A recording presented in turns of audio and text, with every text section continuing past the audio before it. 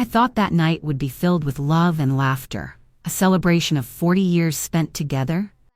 But instead it turned into the moment I realized the man sitting beside me, the one who held my hand with a smile, was hiding something dark in his heart. And what I saw when I returned from the restroom still chills me to this day. Thank you so much for watching. I truly appreciate you being here with me tonight. And before I continue, I would love to know where you are watching from. Please write it down in the comments so I can feel a little closer to you all.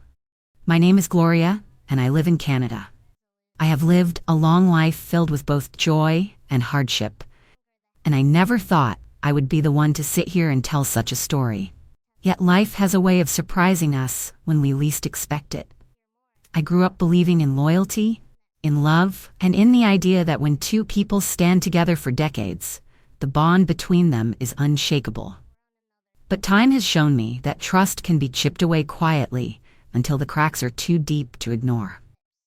As I sat down that night at the restaurant with my family, I carried all those memories with me. The years of sacrifice, the nights spent caring for children when my husband was away, the celebrations where I smiled even when my heart felt tired. And I believed that at least for one evening, we would set aside our differences and honor the life we had built together. Instead, what unfolded became one of the most painful lessons of my life. And though it hurt, I know sharing it with you now may remind someone listening that even in betrayal, there can be strength. And even in heartbreak, there can be dignity. I was 68 years old that evening, a woman who had given nearly her whole life to building a family, to standing beside a man who promised me forever, and to raising children who became my pride and joy. And I thought the anniversary would be a chance to reflect on all those years with warmth. Yet something inside me carried a heaviness I could not ignore. My husband had been charming when we first met. He could make a room laugh with only a few words. And I fell for that charm, believing it would protect me, believing it would carry us through hardships. But behind that charm, there was always a shadow, a coldness that surfaced when the world was not watching. And I learned to smile through it, to cover it with grace, because that is what wives were taught to do. Over the years, I poured myself into the role of caregiver and partner, cooking meals late into the night, stretching every dollar when times were lean, holding his hand through disappointments, and cheering him on when he achieved success. But in return, I often felt invisible, like my worth was only measured by what I gave, never by who I was. And then there was his sister, a woman who never missed the chance to remind me that in her eyes I was not good enough. She called me a plain housewife with no ambition, laughed at my simple clothes, and whispered sly remarks loud enough for others to hear. And I carried those wounds quietly, because speaking back would only feed her cruelty. Sitting in that restaurant that night, dressed in my best, I tried to remind myself that this was about celebration, about dignity. But every word she spoke across the table was another sting. Every look my husband gave me was another reminder that he would never shield me from her. And deep down I wondered why, after 40 years, I still felt like an outsider in my own marriage. As I raised my glass for the first toast, smiling through the weight of her laughter and his silence, I thought of all the times I had told myself to endure, to hold on, to believe that loyalty meant something. And I did not know then that before the night was over, loyalty would be tested in a way I could never have imagined. The restaurant was the kind of place people saved up to visit. The chandeliers hanging above us glowed like stars captured in glass. The white tablecloths were pressed without a single wrinkle, and the music played soft enough that laughter and conversation filled every corner without being drowned out. It should have been magical. It should have been a night where I felt honored and loved. Yet there was a current beneath it all that unsettled me. My husband sat close to me, his hand resting lightly on mine, as though he wanted the world to see affection. But I knew that hand. I knew when it was warm and real, and I knew when it was cold and calculated. And that night, it felt like a performance, like every smile he gave was for the eyes of others, and not for me. His sister leaned in with her usual sharp remarks, asking if I had borrowed my dress from a thrift shop, chuckling as if her cruelty were harmless, while I kept my face calm, breathing through the hurt the way I had taught myself to do for years, and I tried to tell myself it didn't matter, that I was above her games. But inside it still cut deep, because words from family always do. Plates arrived with dishes too pretty to eat, and everyone raised their glasses to celebrate 4 decades of marriage. Yet when I lifted mine, I caught the flicker of his eyes, darting to my drink in a way that made my skin prickle. Like he was watching, not the celebration, but something waiting to happen. And I felt my pulse quicken, though I did not yet understand why. I excused myself with a gentle smile, standing and smoothing my dress as though I were simply going to the restroom. But the truth was that I needed to steady my heart, to breathe away the feeling that something more than insults was hanging in the air. The hallway to the restroom was quieter, the sound of laughter fading behind me, and as I turned back for just a second I saw him, my husband of 40 years, leaning over my glass in a way no husband should, his hand moving quickly, something small slipping from his fingers into the wine I'd been about to drink. And in that instant, the world tilted. I froze, my breath caught in my chest, every memory rushing through me like a flood.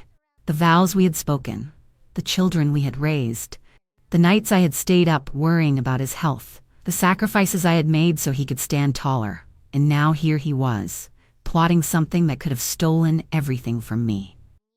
My first instinct was to run back and scream, to cry out in front of everyone, but instead my legs carried me slowly into the restroom, where I locked myself in a stall, my hands trembling as I pressed them to my chest, whispering to myself to think, to breathe, to decide. I knew at that moment that if I reacted rashly, he would twist it. He would charm the family as he always did, and I would once again be made the fool. But if I stayed calm, if I stayed quiet, I could turn this into something he would never forget. And so I washed my hands, fixed my hair in the mirror, and walked back out to the table with the same gentle smile on my lips, though inside my heart was pounding with a storm. When I returned to the table, no one noticed the tremor in my hands or the way my chest tightened with each step. They were too busy talking, laughing, and raising their glasses to another toast. But I saw him glance quickly at me, his eyes darting to my drink and back as though he were waiting for something. And in that single glance, I knew that my suspicions were not just fear, but truth. I sat down quietly, smoothing the napkin over my lap, and as the laughter continued around me, I stared at the glass that had been meant for me, the liquid inside glistening under the lights. And I thought about how many times I had trusted him without question. How many times I had dismissed my own instincts because I wanted to believe in loyalty and love. My mind spun through memories I had buried. Nights when I had woken up feeling strange and he had told me it was stress. Days when accidents seemed to follow me like shadows, small things that made no sense on their own, but together painted a picture I had refused to see. And suddenly it all became clear. This was not the first attempt. It was just the first time I had caught him in the act. I felt a wave of anger rise in me. Anger at the years I had given, the sacrifices I had made, the dignity I had swallowed, while he and his sister treated me like I was nothing more than a seat filler at the table of my own life. But instead of letting that anger explode, I let it sharpen me, steady me, guide me toward a decision that would change the course of the evening. With a calmness I did not truly feel, I reached for the glass, and, as though adjusting the table setting, I slid it gently in front of his sister. The woman who had spent 40 years mocking me, calling me a plain housewife, and delighting in my discomfort, and then I lifted the untouched one she had left in its place. She laughed at something across the table, oblivious to the quiet shift, and I sipped slowly, pretending nothing had changed, while inside me a storm of fear and grim satisfaction swirled together. I told myself over and over, stay calm, keep breathing, let them show themselves, because for the first time in so many years I was not powerless. I was not the one being cornered or silenced, I was the one making the choice. And whatever happened next, it would not be me lying broken because of him. The glasses clinked together as another toast was called.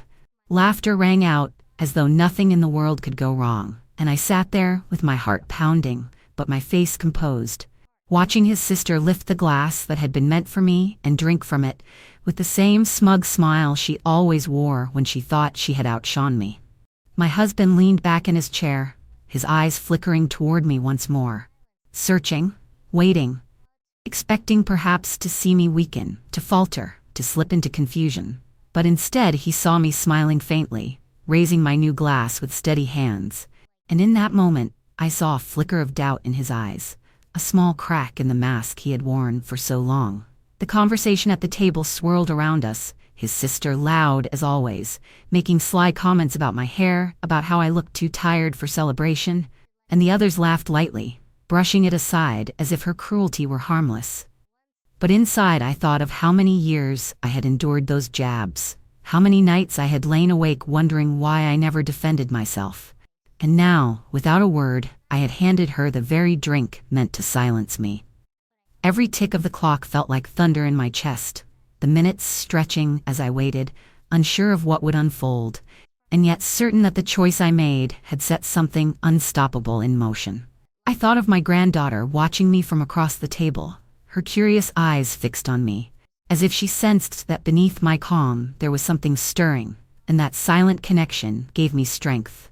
Because in her gaze I saw innocence. I saw belief that I was stronger than the woman her aunt claimed I was. I sipped my wine slowly, breathing evenly, my mind replaying the sight of his hands slipping something into that glass. And though fear pressed hard against me, another voice inside whispered that this was no longer his stage, no longer her game, that for once they were the ones unprepared. And so I sat still, listening to the clatter of forks and the hum of laughter, feeling the weight of my decision settle over me like a cloak, waiting as the night carried us all closer to the truth that would break everything wide open. The minutes that followed felt longer than any hours I had ever lived, each second dragging as I sat there in that chair, pretending to listen to the chatter around me while inside my heart thudded like a drum, my hands steady on the stem of the glass, though my mind raced with 1,000 thoughts. His sister kept laughing, louder than everyone else, raising her glass again and again, as if she wanted to be the star of the evening. And every time she tilted it back, I watched closely, waiting, wondering how long it would take before the secret hidden in that drink revealed itself. My husband tried to mask his impatience, leaning into conversations, nodding when spoken to, but I could see the tension in his jaw, the way his fingers tapped against the table as though he were silently counting down the moments. And in those small movements, I saw the truth of who he really was. A man not celebrating an anniversary, but waiting for an ending. Around us, the family carried on unaware, talking about children's milestones, upcoming trips, little stories of daily life, and I found myself thinking how strange it was to sit among them, to smile at words I barely heard, while knowing I was carrying a secret heavier than anyone at that table could imagine. My granddaughter's eyes met mine again, questioning, almost sensing the storm beneath my calm, and I gave her the faintest nod, a silent reassurance that I was fine, though inside I was anything but. My sister-in-law's voice began to waver slightly, her laughter not as sharp, her cheeks a little flushed, and I felt my breath tighten because I knew this was it, the first small shift, the first sign that what had been meant for me was beginning to show its weight in her body instead. Still, I sat still, not moving, not breaking my composure, holding on to the quiet strength that had been buried in me for too long, and telling myself that however this night ended, it would be remembered not for their cruelty, but for the moment I chose silence over panic and dignity over fear. It started subtly, almost too small for anyone else to notice, but my eyes were fixed on her, and I caught it. The way her hand trembled slightly as she reached for her fork. The way her voice cracked mid-laugh, turning what was meant to be another insult into a sound that didn't land the way she wanted it to. She tried to brush it off, to keep speaking over the noise of the table, but I could see the confusion flash across her face, and I sat there quietly, my glass untouched before me, my breathing steady, my heart heavy but unshaken. My husband glanced at her, then at me, his smile faltering as though he was no longer certain which of us had taken the glass, and in that fleeting moment his mask slipped enough for me to see fear, raw and unguarded, the kind he had always hidden behind charm and arrogance. The conversations around us grew louder as the family kept on with their stories, but her discomfort was no longer something that could be ignored. She pressed a napkin to her lips, her words slurring ever so slightly, her laughter thinning into silence, and the air around the table began to shift. I watched him stiffen, his hand tightening around his own glass, as though he wanted to will the moment away. But it was too late, and I realized that what I had done had changed everything. No longer was I the quiet, powerless wife he thought he could erase. No longer was I the target of their ridicule without a voice. 30 minutes had passed since the switch, and with each second that stretched out, her color faded, and her movements grew unsteady, until finally, as she tried to lift her glass once more in triumph, it slipped from her hand and shattered against the floor. The sounds slicing through the laughter and freezing every face at the table. Gasps erupted, chairs scraped against the polished floor.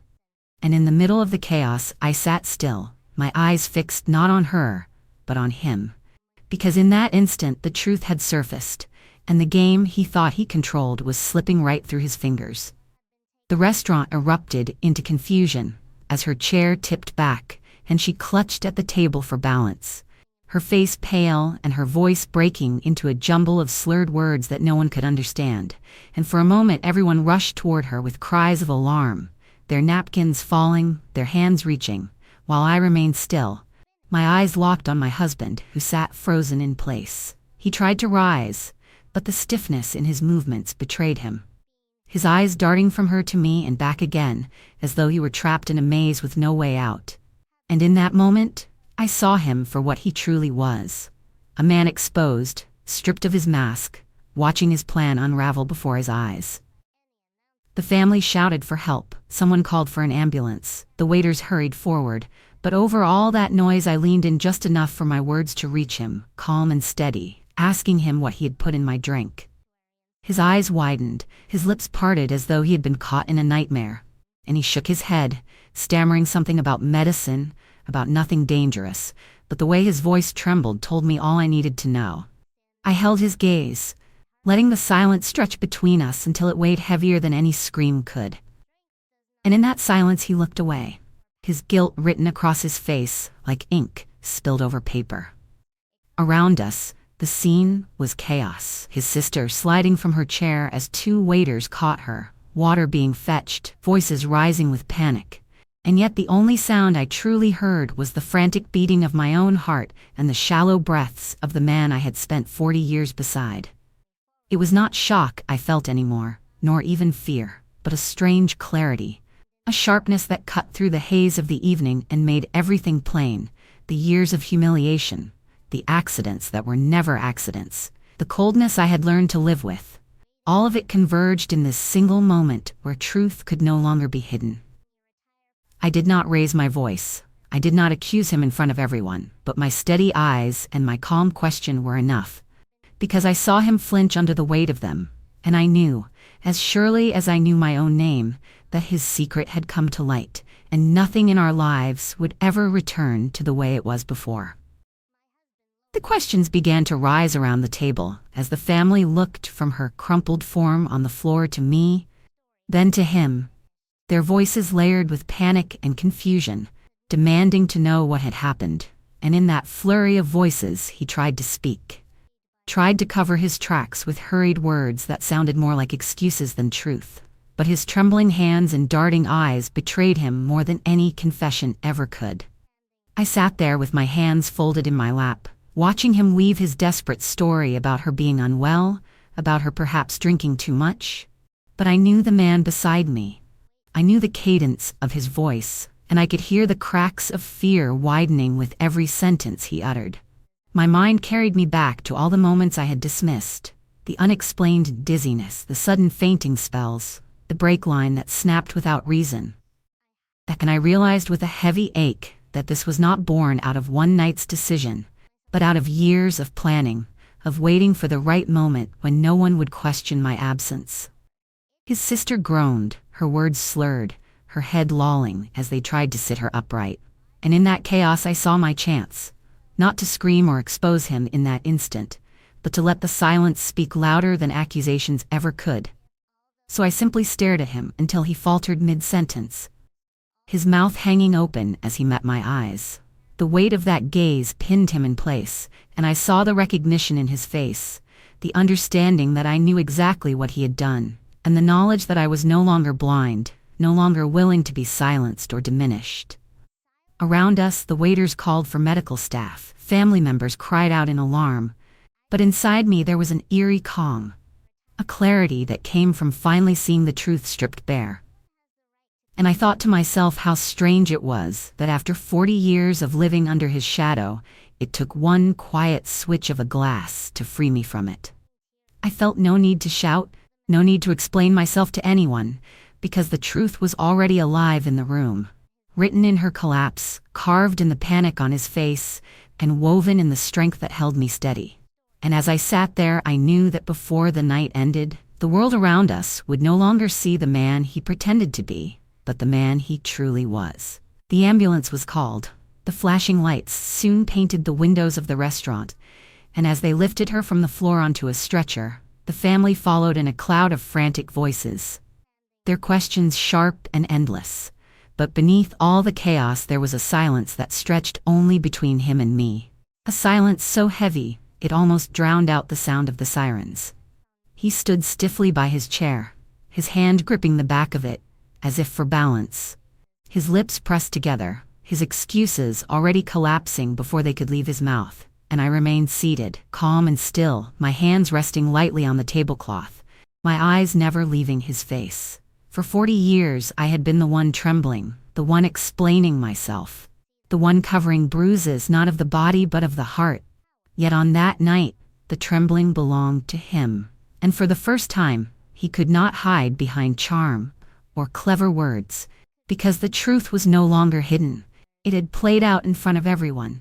My thoughts drifted to the long years when I believed loyalty would save me, when I convinced myself that endurance was strength, when I swallowed every cruel word from his sister and every cold look from him, telling myself that love was enough to make it worthwhile. But in that moment I saw clearly that love had died long ago, replaced by control, by deceit, by a hunger to erase me from the life I helped build. The paramedics carried her through the doors and into the night, and the family followed, their eyes wide with suspicion, their whispers clinging to the air like smoke. But I did not rise to follow. I sat still, feeling the weight of his gaze shift from defiance to dread, as he realized that I would not remain silent this time. I leaned closer, not loud enough for anyone else to hear, and I told him quietly that I knew what he had done, that I had seen it with my own eyes, and that the very trap he set for me had caught his sister instead. His face drained of color, his hand dropped from the chair, and for the first time in our lives together, he was the one with no words, no defense, only the crumbling walls of a man whose mask had shattered. In that moment I felt no triumph, only clarity, the kind that comes when the fog of years finally lifts and you see everything as it truly is. And I knew then that the woman I had been for 4 decades was gone, and in her place stood someone who would never again be silenced, never again be erased. When the doors closed behind the paramedics and the noise of the family faded down the hallway, I rose slowly from my chair, steadying myself not because I was weak, but because the weight of what had just unfolded demanded that I carry it with composure. And I walked past him without flinching, without trembling, as though the very years of silence had hardened into a quiet armor. Outside, the night air was cool against my face, and I stood there for a moment beneath the glow of the street lamps, breathing deeply, letting the chaos of the restaurant fall away. And with each breath I felt my resolve grow stronger, because I knew this could not be the end. This was only the beginning of uncovering how deep his betrayal ran. I reached for my phone with hands that no longer shook, dialing the police not with panic but with calm determination. And when the officer answered, I told them everything, from the moment I saw his hand slip something into my glass, to the quiet switch I had made, to the collapse that followed. And as I spoke the truth aloud, it felt as though years of suffocated silence were finally finding their voice. I thought about the long nights I had spent convincing myself that accidents were just accidents, that his coldness was just tiredness, that his sister's cruelty was just personality, and I realized how I had built walls of excuses around my own pain. But those walls had crumbled tonight, and the truth stood clear for anyone willing to see. My husband stepped out into the night behind me, his face pale, his words stumbling as he tried to ask what I was doing. But I looked at him with a steadiness that stopped him where he stood. And I told him that this was no longer his story to control, that the lies and the shadows he had hidden behind had finally betrayed him. I watched his shoulders sink, watched the last thread of arrogance unravel in the way his eyes darted like a cornered man searching for a way out. And I felt no pity, only a heavy kind of peace. Because I knew that for once the weight of his choices would no longer rest on me. As the sirens wailed closer again, this time not just for his sister, but for the truth itself, I closed my eyes briefly and let the night air wash over me, whispering to myself that I had survived, that I had chosen not fear but dignity, and that the woman he had tried to erase had instead risen stronger, standing alone but unbroken in the quiet glow of the street outside. The police arrived soon after, their presence cutting through the night like a final line drawn across years of hidden battles, and as I gave my statement with calm clarity, I felt the weight lifting from my shoulders, not because the pain was gone, but because I had finally refused to carry it in silence. My husband stood off to the side, no longer the confident man who once believed he could control the story, but a shadow of himself, exposed under the lights of truth. And I realized in that moment that while betrayal had tried to break me, it had instead revealed a strength I had forgotten I held. I thought of the woman I had been, the one who swallowed her dignity to keep peace, the one who endured insults and turned a blind eye to quiet cruelties, and I knew she was gone, replaced by someone who understood that survival is not just about breathing, but about standing tall even when the people closest to you try to tear you down. That night I lost a marriage, but I found myself again, and though the years ahead will carry scars, they will also carry the reminder that I chose dignity over silence, courage over fear, and truth over betrayal. Thank you for staying with me until the end of my story. It means more to me than I can ever say. Please remember to subscribe so you can walk with me through the next truth I share, and tell me in the comments what you would have done if you had been in my place.